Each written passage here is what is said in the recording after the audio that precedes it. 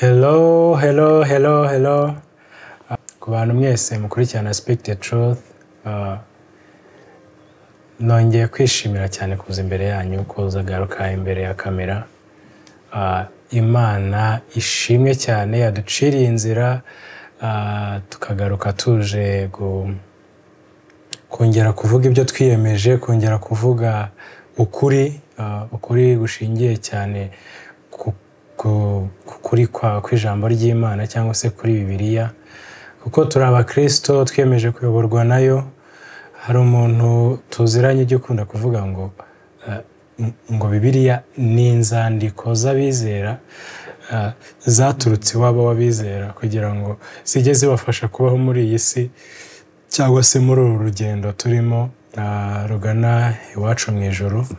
So ndabakiriye rero bavandimwe, ntabwo twari duherukanya, yaciyemo iminsi tudakora bijyanye na some challenges twagiye tugira, ariko umwami agenda aca inzira. So Imana ishimwe cyane, ishimwe rwose, icyubahiro ni icyayo, kandi ndashima Imana ko yaturinze mu minsi yose iciyeho.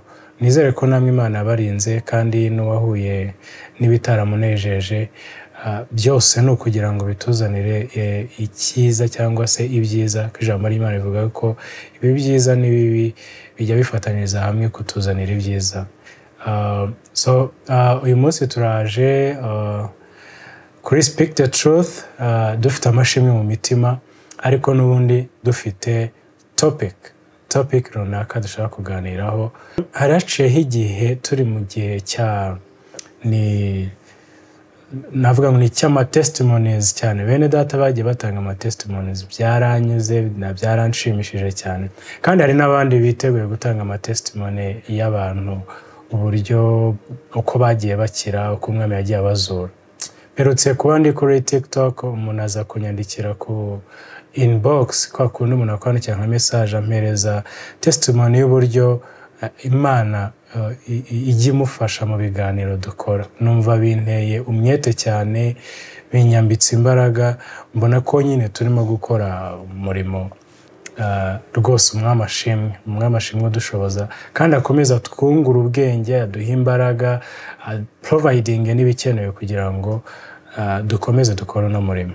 Imana rero ishimwe rwose, ndabashimiye cyane. So you are welcome. Ahangaha rero uyu munsi turaza kuganira kuri topic ivuga ngo feminism. Ni ikintu dukunze kumva ngo kirimo kurizinga cyane mu Rwanda, cyarizinze n'ahandi hantu, yaba East Africa, muri Afurika ndetse no ku isi. Abantu bamwe babita n'aba feminist, abandi ngo bari abagendera ku bitekerezo aba feminist, ngo uriya muntu ni umufeminism. Ibyo bintu turashaka kugira ngo tumenye ibyo ari byo. Turashaka kugira ngo tumenye, ni nayo mpamvu hari umuvandimwe natumiye uri buze kutuganirizaho kuri feminism n'ibyayo byose. Muri make turaza kugerageza kubivugaho rwose bavandimwe. So ni karibu brother. Murakoze cyane. Nishimiye cyane kongera kwakira. You are the first person twakoranye ikiganiro bwa mbere ntangira Speak the Truth. Ni ibintu byari bikomeye, none n'ubu ngubu turongeye turatangiye turakoranye. Rwose nshima Imana ku bwawe, waranantinyuye cyagiye nifite ubwoba, numvaga ntarabikurura neza, ariko rwose Imana ishimwe cyane ku bwawe. Amakuru ni meza, nk'uko bivuze nyine mu by'ukuri turashima Imana. Nyine ndibuka tutangira bwa mbere utangira uburyo nyine mu by'ukuri byari bimeze. At the moment nyine nabonaga nyine yuko haracyarimo nyine akantu nyine kubwoba, ariko ibiganiro maze iminsi mbona ukora, ndabona rwose ibintu byarafashe irangi. Just trying. Rero cyane rwose Imana ishimwe cyane nyine mu by'ukuri. Twebwe turi amahoro, turashima Imana. Shima Imana nyine ikidukomereje mu buntu bwayo. Turi amahoro rwose. Imana ishimwe. Abandimwe, Ngoga duherukana akiri umusore akiri umusore none dore ubu ngubu rwose yambaye Imana yatubwiriye ubuntu umufasha Imana ishimwe cyane. Umwami yashimye ko dutegura kuduhereza gutangira urugendo rwo kuzajya tunyuza n'ibyo dukora kuri website. Mu gihe kiri imbere bizasohoka, izajya hanze nyine abantu bayibone. Ntekereza ko umufasha wawe yatwemereye ko azaduhereza ubuhamya hariya. ari tayari rwose ngo akunda ibintu byanditse. So ndabyishimiye cyane. Yego. By the way, nanamusuye iwe. Uko mutubona turi wenyine. You are welcome ku muntu ukeneye kurushaho kumenya ukuri kw'ijambo ry'Imana. You can approach him yaba ku any social media dukoresha, yaba platform zacu mukatwandikira tukaba twabahuza nawe. Ni umuvandimwe rwose umwami yagiriye ubuntu kandi afite umwete wo gukomeza kuvuga ijambo ry'Imana. So today niwe uri butubwire, uri budusobanurire feminism. Tugiye kuganira cyane kuri feminism. Utubwire feminism ni iki? Uraza kuyitubwira mu Kinyarwanda mu by'ukuri. Tubwire niba feminism is it a biblical muri ubwo buryo. So urakoze cyane mu by'ukuri kuri icyo kintu nyine wifuje ko tuganiraho. Ndatekereza ni ikintu nyine abantu benshi bakunda kumva mu matwi. Bamwe ntibabihe umwanya nyine ngo babitegere, babyiteho, babyumve. Ariko nyine ni topic iri hano hanzwe nyine igarutswe muri iki gihe cyangwa se muri imyaka ishize. Ndetse uko imyaka igenda irushaho kuza igenda igira imbaraga mu buryo nyine ikunzwe nyine kwamamazwa, kuvugwamwo. Rero niyo mpamvu nyine ari byiza ko dukwiye mu by'ukuri gusobanurira abantu nyine iby'ibi bintu. Yego. Kuko buriya hari ibintu hanze abantu benshi bumva cyangwa se bagakora batazi ngo ibi bintu ni byiza cyangwa se ni bibi. Hari abantu benshi nyine bameze gutyo mu by'ukuri bakunda akantu gusa kose iyo kaje hanze bakumva nyine kaba nyine hari popira. Abantu nyine bakunda kugeza umwanya agakora atitaye ngo ni keza cyangwa se ni kabi. So rero niyo mpamvu ntekereza ko utwumva nyine nawe akwiye kwita nyine kubyo tugiye gusobanura. Hari ikintu kise giflowinga mu bitekerezo. Turaza kuvuga ngo is it biblical numara no kuyidusobanurira icyo ari cyo. Hahise hazamo n'akandi kabazo ngira ngo uze kugakomezanya.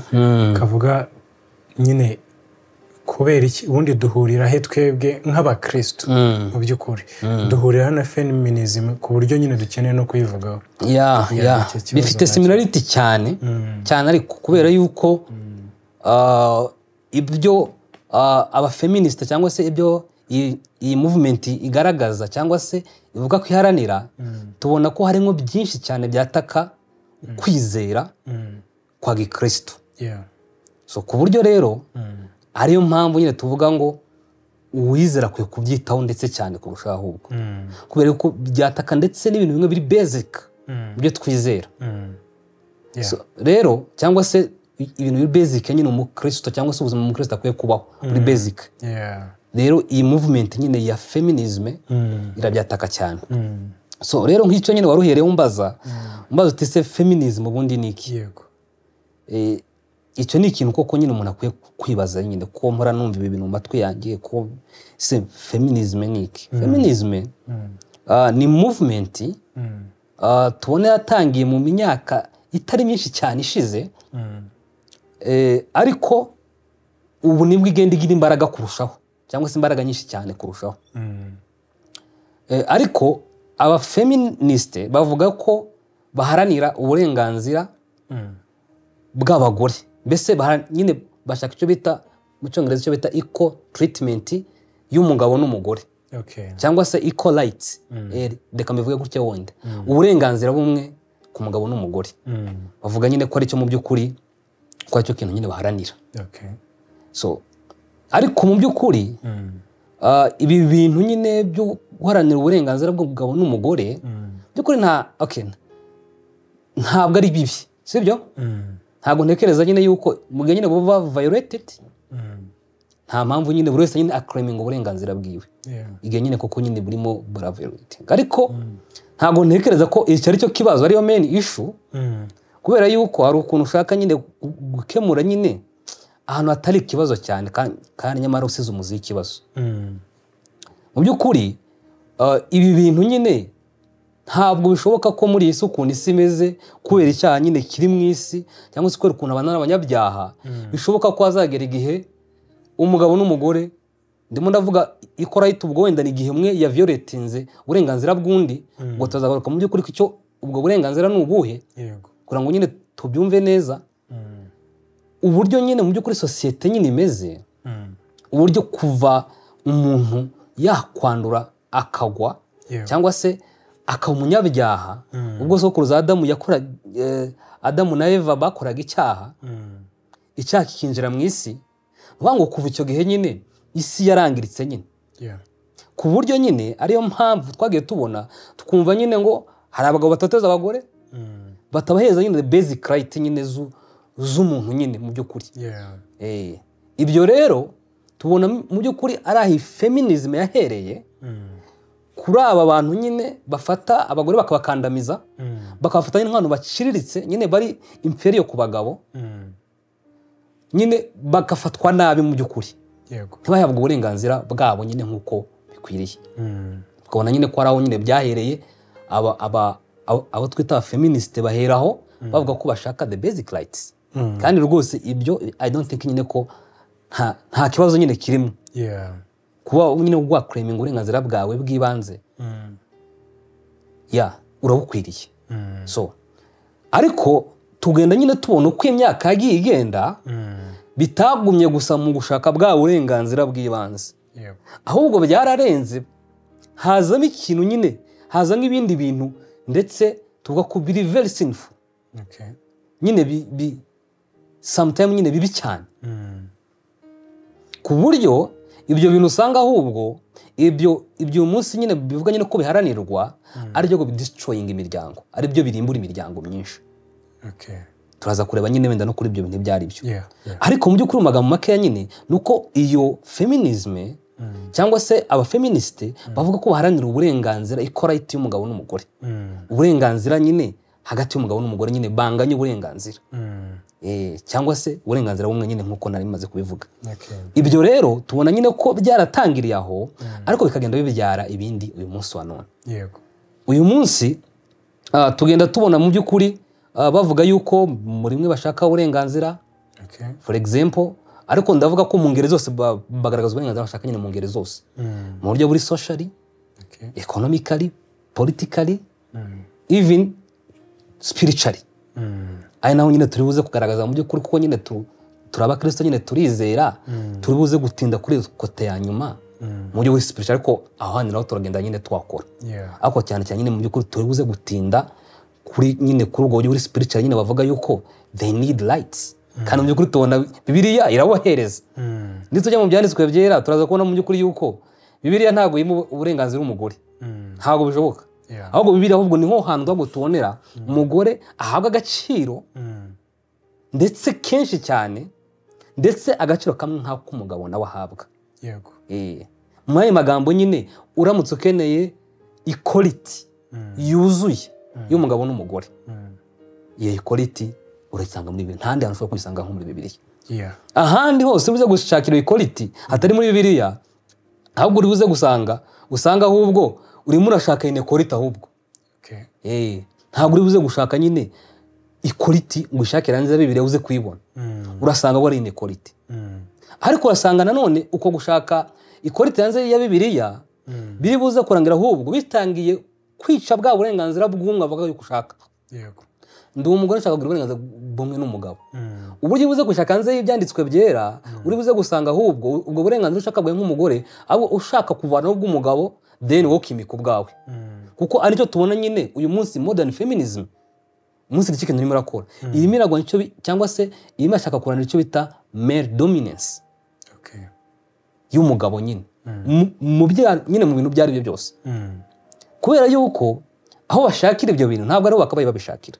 ko tubona nyine uburyo Imana design cyangwa se uburyo Imana nyine ya designinze uburyo abantu bakwiye kubaho uburyo designinze umubandire w'umugabo n'umugore ni uburyo buri perfect kandi rwose bukwiriye ku buryo nta equality nako nta inequality nimwe igaragaramo ariko nyine kubera cyaha nyine cya muntu nyine ubwo umuntu rwose yamaraga nyine gucumura ku Mana tukana uburyo nyine isi nyine inje mu ibyaha byinshi harimo ibyo byaha nyine by'uko umugabo akandamiza umugore bikarangira nyine umugore mu by'ukuri agiye gushaka uburenganzira bwe bw'ibanze kandi mu by'ukuri ntabwo ari uko budahari ahubwo nukwera bya byaha bya muntu cyaha cya muntu kiza kigatora mu mutima wiwe kirangira kigutegetse cyangwa se kiyoboye uyu mugabo kuba yakandamiza umugore wiwe akamwambura uburenganzira bw'ibanze urumva rero ikibazo ntabwo ari uko mu by'ukuri ubwo burenganzira Imana itabugennye ahubwo ni ukwereka icyaha cyanjye gituma ubwo burenganzira Imana yagennye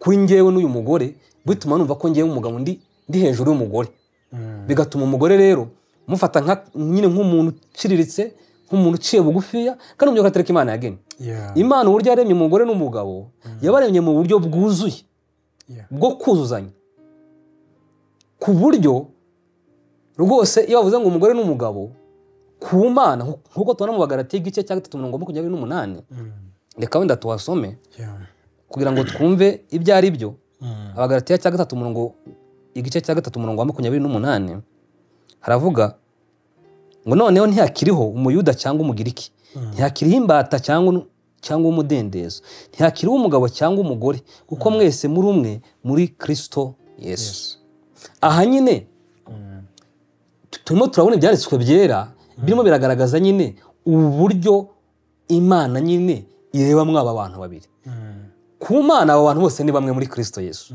umugabo n'umugore bose ndi bamwe no kuvuga ngo iyi migisha Imana itanga kuri abantu iheza umugore kaheza n'umugabo ntabwo ivuga ngo ndayiheza umugabo nyine umugore kuvuga ngo ibyo twese benefit nyine zose nyine tubona ku Mana abagabo n'abagore bose barazibona yego ntabwo Imana iziheza uruhande rumwe ngo izi mu rundi so rero aricyo tubona mu by'ukuri nyine yuko ikibazo gihari icyo bita abafeministe bavuga yuko barimo barahanira uburenganzira mu by'ukuri ikibazo ntabwo ari uko uburenganzira twebwe tubona Imana tubona rwose itanga uburenganzira cyangwa se bungana ku mugabo n'umugore ntawe uri hejuru y'undi ntawe uri munsi y'undi ni abantu bose rwose bangana ku Mana wenda turaza kujyamo nyuma wenda tugenda wenda tureba mu by'ukuri ese abantu byo bavuga ko baharanira ko tubona hari ibintu bitatu nyine iyi feminism movement ijya yataka cyane yego icyambere tubona yataka kuganduka k'umugore ku mugabo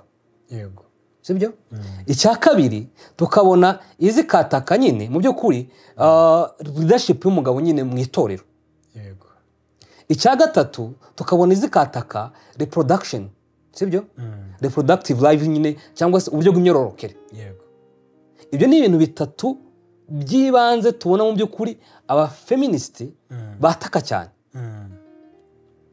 ariko mu by'ukuri tubona nyine mu by'ukuri tukira mu by'ukuri iyo dufashe umunzani ibyanditswe byera tugaterekaho tukabona ibintu nyine abantu bataka kuko birangira hajemo bad effect kujya bataka urumva niba uyu munsi baratangiye bashaka the basic right which is good nta muntu ukwiye kubuzwa uburenganzira bwe bw'ibanze yego yaba umugore cyangwa umugabo ndetse n'umugabo ububuza uwo mugore rwose umuntu n'umunyabyaha nyine ni kimwe mu bimenyetso byerekana ko uyu muntu ari umunyabyaha niba koko yibwira yuko umugore ari munsi akamukandamiza akamuza uburenganzira bwiwe umuntu n'umunyabyaha akwiye no guhanwa rwose n'amategeko ya leta yego kuko ndabizi ko amategeko ya leta nyine ahari nyine rwose uwo muntu akwiye guhanwa ntanajurire aba ari n'umukristo n'itorero rikwiye kumwiga aba ari n'umukristo rwose itorero rikwiye kumuhereza excommunication rikwiye kumutenga ikamwirukana akaba agiye hanze y'itorero kubera yuko ibyo ntabwo ari umukristo wagukora bene icyo kintu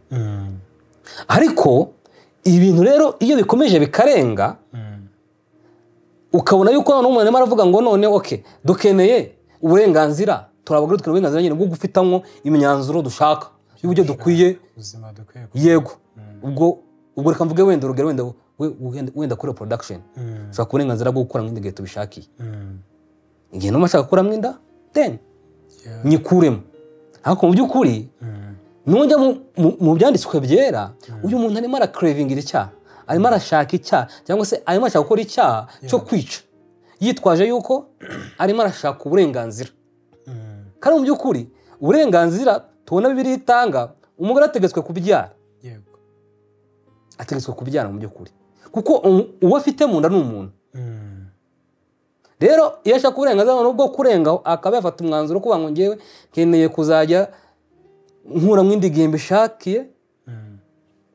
urumva nyine ko byo noneho nyine biba bitangiye kurengera kuko none urimo urashaka gukora icyaha cyo kwica mu by'ukuri abortion iyo tugiye mu byanditswe byera tubona ari icyaha kuko ni ubuzima bw'umuntu ugiye gutwara ni ubuzima bw'umuntu ugiye gutwara so rero wakumva nk'icyo kintu nyine ukumva okay ibi bintu bitangiye kurengera sibyo ibintu bitangiye kujya beyond niba umuntu ageze aho yumva uburenganzira ashaka ari ubwo kuba yakuramo inda ari ubwo kuba yakwica ibintu nyine bitangiye kuba very worse bivuze icyaha gikomeye kwinjira mu muntu ku buryo ageraho rwose yumva ko keneye n'uburenganzira bwo kuba yakwica undi muntu so ukumva rero mu by'ukuri ibyo bintu nyine birarengeye kuko urumva cyane cyane dukunda kubibona mu by'ukuri iki kintu nyine wenda cyo cya reproduction aryo nazana wenda bya abortion dukunda kubibona cyane nyine ku rubyiruko buriya feminism cyane muri kumva nk'ijambo nyine feminine bivuze nyine umugore ibintu cyane nyine ni ukuvuga ngo ni movement nyine irurede cyane n'abagore ariko n'abagabo nyine bayishigikira ariko mu by'ukuri specifically nyine ni ku bagore nibo nyine bagize iyo movement cyane abagabo nyine baza nyine nk'abantu babashigikiye ariko ni ku bagore so ibi bintu rero bikangira kandi bikazana ibindi byaha bindi nk'uburezbiye kuko urumva aravuga ati ngewe mfite uburenganzira bwo guhitamo uwo nkwiye kubana nawe n'unkwiye gukunda yes ngewe ndumva nakunze umugore mugenzi wanjye so rero ntabwo akakwata rero ngewe numva nkene ubwo burenganzira bwo kuba nabana n'umugore mugenzi wanjye ubwo ntabwo ari uburenganzira ni uburenganzira barenze inzira pe nyine ni nk'ibyo urumva mu by'ukuri uyu muntu yatangiye avuga ngo ngewe ndimo ndashaka yuko mpabwa uburenganzira bw'ibanze bwo kuba nk'umugore cyangwa se bwo kuba nk'umuntu nk'aba violated sibyo kubera yuko uyu mugabo aransikamira yes rwose ubwo burenganzira urabukwiriye 100%, nta n'umwe ukwiye kubukwambura ariko please stop that rekeraho kuko nurengaho sibyo uratangiye cravingira ibindi mu by'ukuri bitakiri mu burenganzira bwawe niba utaye watoke noneho ibya mbere sava nta kibazo none ngeze kuri etape yo kuvuga ngo mfite uburenganzira bwo gukunda ushaka nukura bufite pe kunda ushaka mu bagabo bane n'ushaka mu bagabo ariko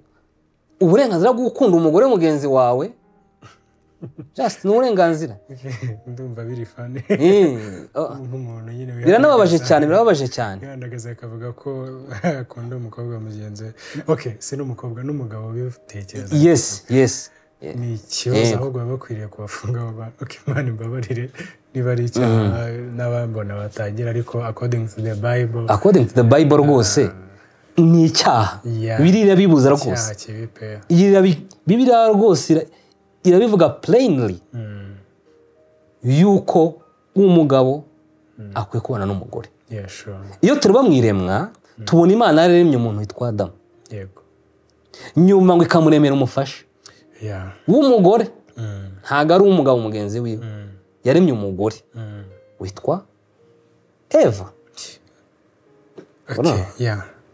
ibyo rero ni uburyo buri natural bw'imibereho busanzwe ndetse ibyo ntabwo bigoye kubibona ntabwo bigoye kumenya yuko uyu ari umugore cyangwa ari umugabo kubera ko Imana nyine yashyizeho the difference izo differences rwose Imana yise nyine mu buryo bugaragara. So rero tukabona nyine mu by'ukuri iyi movement bimwe mu bindi nyine igenda izana cyangwa se igenda iteza bindi bibi cyane, hari nk'ibyo bintu nyine byo kugenda nyine bashaka uburenganzira bundi buri beyond rwose y'ubwo batakabaye bifuza ko ubwo burenganzira buri sinful, buri mw'ibyaha ubwo bundi nyine bavuga nyine kuba claiming.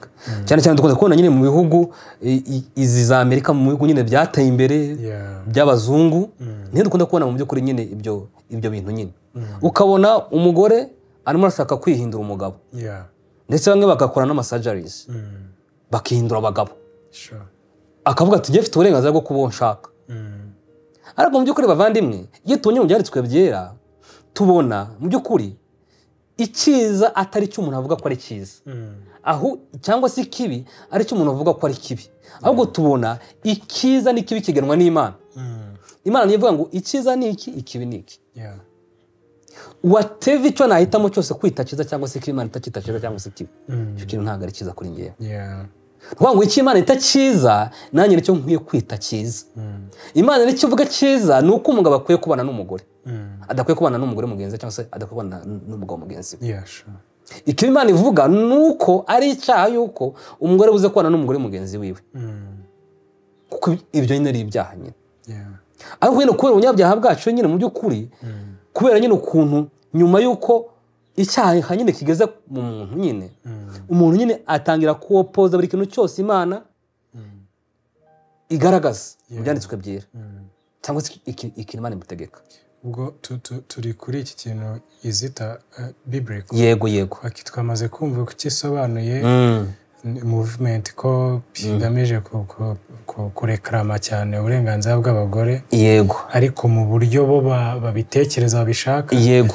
Mu buryo butari bwiza. Butari bwiza kandi butanashingiye ku byanditswe. Yego. Ntekereza ko butanashingiye ku mico, no mico y'abo bantu. No, ni mico nyine nicyo tuvuga, no kuvuga ngo ibi bintu impamvu twavuze ngo tugombe tubigarukeho, ibi bintu mu by'ukuri iyo kuri kutavuzwe, sibyo? Uko icyo kinyoma gitangira guhinduka umucyo. Sibyo? Ku buryo ushobora gusanga mu myaka 100 iri imbere, sibyo? Tutaramutse duhanganye n'iki kintu, tutaramutse nyine tubwiye abantu kuri, cyangwa se ukuri kuramutse nyine kutagaragajwe, biraza nyine bikaba umucyo. Ku buryo wumva ari nta gitangaza kubabana n'umugabo mugenzi wawe, cyangwa se kubabana n'umugore mugenzi wawe, cyangwa se kuba wavana mw'induka ushatse, sibyo? Nyine n'ibindi bintu byinshi nyine, kuba nyine wagenda ukora ibyaha byinshi nyine, ibyo byaha kugira bigahinduka nk'umucyo mu bantu, kubera nyine yuko byahawe intebe. Ukuri kuramutse nyine kutagaragajwe, biraza nyine bikaba umucyo. Ku buryo wumva ari nta gitangaza kubabana n'umugabo mugenzi wawe, cyangwa se kubabana n'umugore mugenzi wawe, cyangwa se kuba wavana mw'induka ushatse, sibyo? Nyine n'ibindi bintu byinshi nyine, kuba nyine wagenda ukora ibyaha byinshi nyine, ibyo byaha kugira bigahinduka nk'umucyo mu bantu, kubera nyine yuko byahawe intebe. Ariko impamvu nyine tuba tubwira ukora ngo abantu mu by'ukuri bamenye ibi bintu, ibyo kwirinda babyirinde, sibyo? Ibyo gushigikira ndabishigikire. Niyo mpamvu nyine tugaruka nyine kuri iki kintu. Ariko nyine tukira mu by'ukuri ibyo twari tuvuze, ibintu mu by'ukuri iyo feminism, modern feminism, ntabwo rwose ari izi biblical. Bibiliya ntabwo ishigikira. Kubera yuko abantu ibyo barimo barashaka ni Bibiliya yita ibyaha. Kandi Bibiliya rero ntabwo ivuga ngo icyo ushaka, icyo wimamo gukora ari cyo ukora. Bibiliya yo tubona yuko iduhereza imirongo nk'abizera dukwiye kubaho. Igihe rero tutayibayeho, niyo mpamvu ubona ibyaha bigenda byiyongera muri iyi si.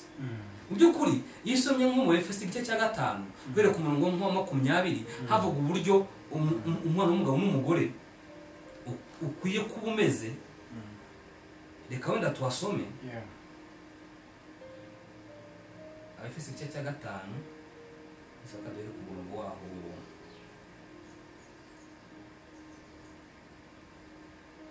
20.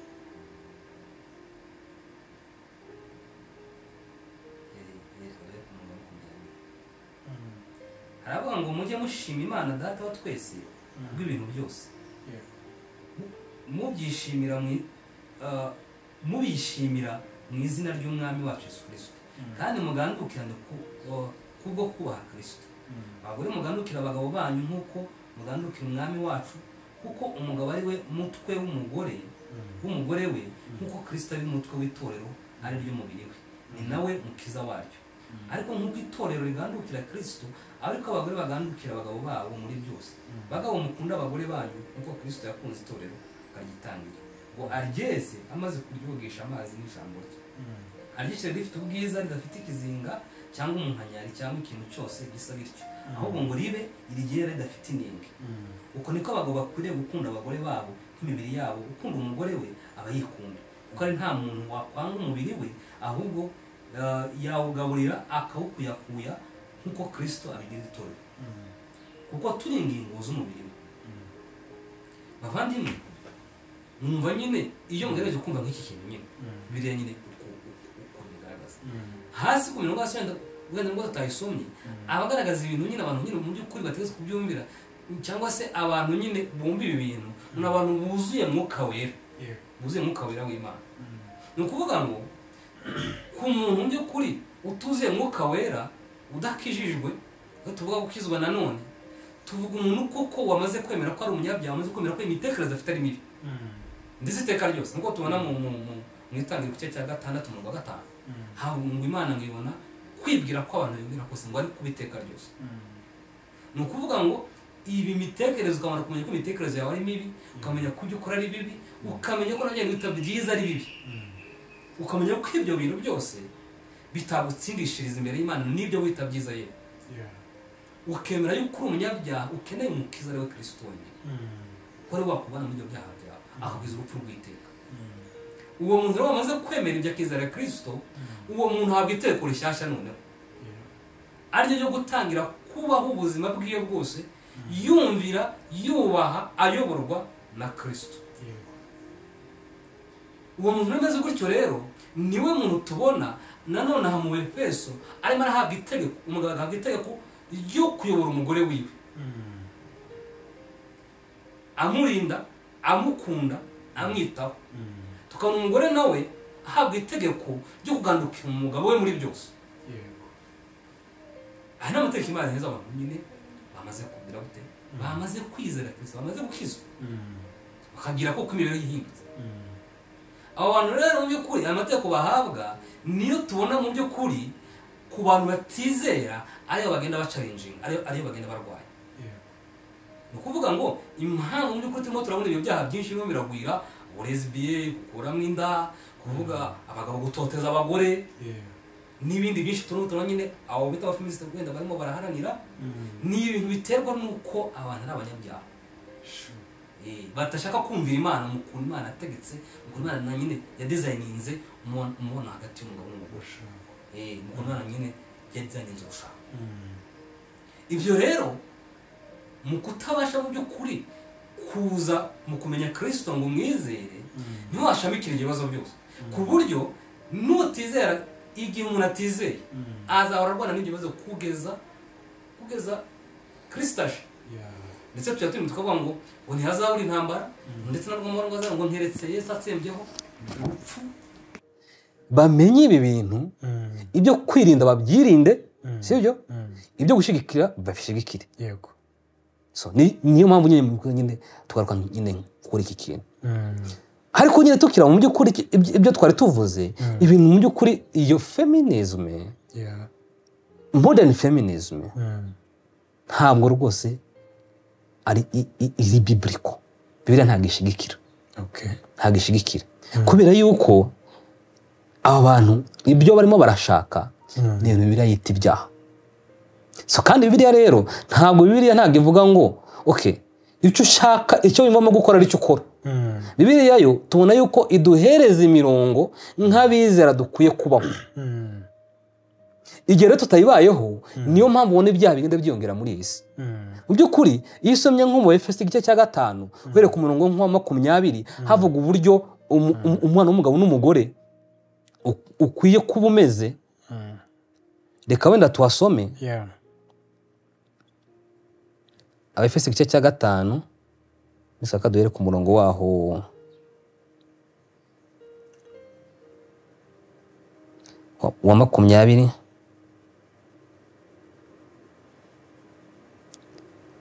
reka duhere ku murongo wa 20. Haravuga ngo mujye mushima Imana Data wa twese kubw'ibintu byose. Yego. Mubishimira mu izina ry'umwami wacu Yesu Kristo. Kandi mugandukirane kubwo kubaha Kristo. Bagore mugandukira abagabo banyu nkuko mugandukira umwami wacu, kuko umugabo ari we mutwe w'umugore we, nkuko Kristo ari umutwe w'itorero ari ryo mubiri we, ni nawe mukiza waryo. Ariko nkuko itorero rigandukira Kristo, ariko abagore bagandukira abagabo babo muri byose. Bagabo mukunda abagore banyu nkuko Kristo yakunze itorero akaryitangira, ngo aryeze amaze kuryogesha amazi n'ijambo rye. Aryishyire rifite ubwiza, ridafite ikizinga cyangwa umunkanyari cyangwa ikintu cyose gisa gityo, ahubwo ngo ribe irigera ridafite inenge. Uko niko abagabo bakwiriye gukunda abagore babo nk'imibiri yabo. Ukunda umugore we aba yikunda, kuko ari nta muntu wakwanga umubiri we, ahubwo yawugaburira akawukuyakuya nkuko Kristo abigirira itorero, kuko turi ingingo z'umubiri we. Bavandimwe, mwumva nyine iyo mugerageje kumva nk'iki kintu nyine biriya nyine ukuntu bigaragaza hasi ku mirongo hasi wenda nubwo tutayisomye, abagaragaza ibintu nyine abantu nyine mu by'ukuri bategetse kubyumvira, cyangwa se abantu nyine bumva ibi bintu, ni abantu buzuye mwuka wera. Yego. Buzuye mwuka wera w'Imana. Ni ukuvuga ngo ku muntu mu by'ukuri utuzuye mwuka wera udakijijwe, iyo tuvuga gukizwa nanone tuvuga umuntu koko wamaze kwemera ko ari umunyabyaha, wamaze kwemera ko imitekerereze afite ari mibi ndetse iteka ryose, nkuko tubona mu itangiriro ku gice cya 6 umurongo wa 5. Havuga ngo Imana ngibona kwibwira ko abantu bibwira kose ngo ari kubiteka ryose. Ni ukuvuga ngo ibi mitekerereze ukamara kumenya ko imitekerereze yawe ari mibi, ukamenya ko ibyo ukora ari bibi, ukamenya ko najyanye bita byiza ari bibi, ukamenya ko ibyo bintu byose bitagutsindishiriza imbere y'Imana n'ibyo wita byiza yewe. Ukemera yuko uri umunyabyaha ukeneye umukiza ari we Kristo wenyine, ko ari wakubana muri ibyo byaha byawe akakwiza urupfu rw'iteka. Uwo muntu rero wamaze kwemera ibyo akizera Kristo, uwo muntu ahabwa itegeko rishyashya noneho, ariryo ryo gutangira kubaho ubuzima bw'iyo bwose yumvira, yubaha, ayoborwa na Kristo.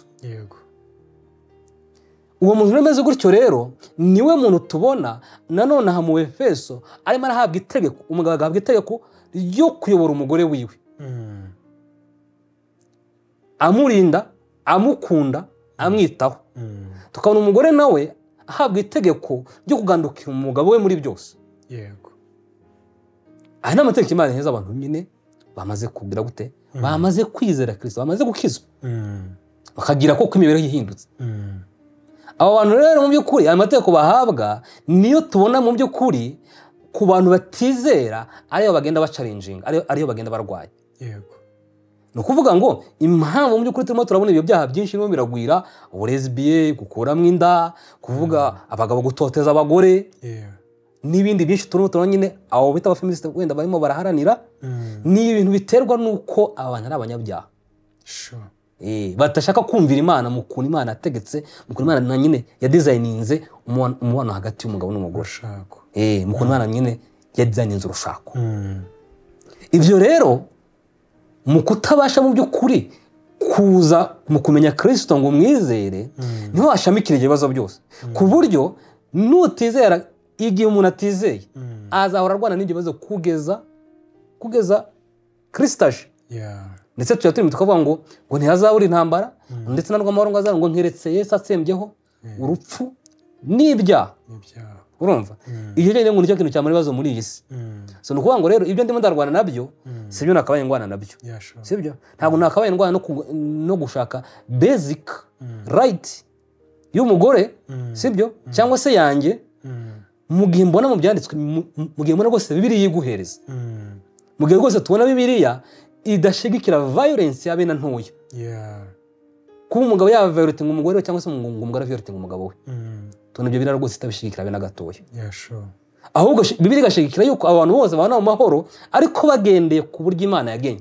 Ni ukuvuga ngo nibagendera ku kindi kiri hejuru y'icyo kitari icyo, uburyo Imana yagenye mu bana hagati y'umugabo n'umugore, izo ntambara zahora. Uko rero kutumvira no gushaka ubwo burenganzira, ndetse isi iragarama ikawubahereza. Yeah. Twabize mu bihugu byinshi muri za Amerika batara amategeko arengera abana bahuje ibitsina, bagatora amategeko yemerera abantu nyine gukuramo inda igihe bashakiye, sibyo? Bagatora amategeko menshi agiye nyine mu by'ukuri aheza bya bindi babandi claiminga bavuga ko bashaka baba feminist, bavuga yuko bashaka ko ari uburenganzira bwabo, leta nyine zikabibahereza. Ariko se mu by'ukuri tuvugisha ukuri, ibyo bintu bigabanya ibyaha, bigabanya violence y'umugore ku mugabo, bigabanya violence y'umugabo ku mugore. Ese ibyo bintu bituma abana batavuka cyangwa se bituma abantu baticana? Ese ibi bintu nyine nta na kimwe bipreventinga mu by'ukuri, ahubwo nko gufata umuriro ukawusuka, nako ni nk'ufata petrol ukasuka mu muriro, wowe ugize ngo urimo urasuka nk'amazi ukeneye guhosha uwo muriro, ukatwikira rimwe. Yes, ukatwikira rimwe. Ibyo rero gushaka mu by'ukuri gutanga izo rights zimeze gutyo zitari zo zuzuye nk'ibyaha no kwikunda, icyo urimo urakora uba urimo urasuka petrole mu muriro, ntabwo urimo urasuka amazi mu muriro ngo uzimye umuriro.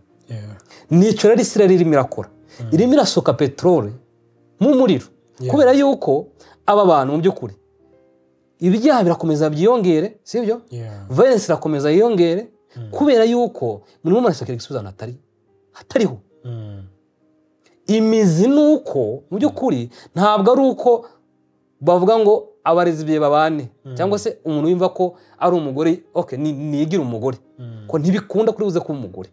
Uburyo bwose nubwo wahindura imiterere yawe, niba uri umugabo Imana yakuremye nk'umugabo. Hari umuperezida umwe rwose nakunze wo mu gihugu kimwe navuze nigeze kuvuga, iwe yarwanyije nyine ko batora iteko nyine ryemerera aba bana bahuje ibitsina. Aravuga ati njyewe niba muvuga yuko aba bantu koko umwe niba ari umugabo akumva ko ari umugore akabana n'undi mugabo mugenzi wiwe, atabona nzajya mbafunga, noneho bafunge muri seri imwe, aba bantu nibabyara ati njyewe ujya ko nzaritora. Nibagira nyine nibabasha kubyara nk'uko bisanzwe mu buryo buri nature, umugore n'umugabo iyo bahuye barabyara. Yes. Aravuga ati nubwo muvuga namwe ko mu by'ukuri ibyo bintu nyine nta kibazo, ko njyewe difference y'umugabo n'umugore nzi yuko umugabo nyine ari umugabo n'umugore akaba ari umugore, abo bombi bahura akabaho kubyara, kororoka nyine kw'imiryango. Ati namwe rero muvuga yuko nanone nyine murimo murashaka nyine kubaka imiryango, kandi tukaba tuzi ko imiryango mu by'ukuri iproducinga abana, urumva namwe ni mu producinga, iyo right nzayibahereza. Ariko bavuye muri mwebwe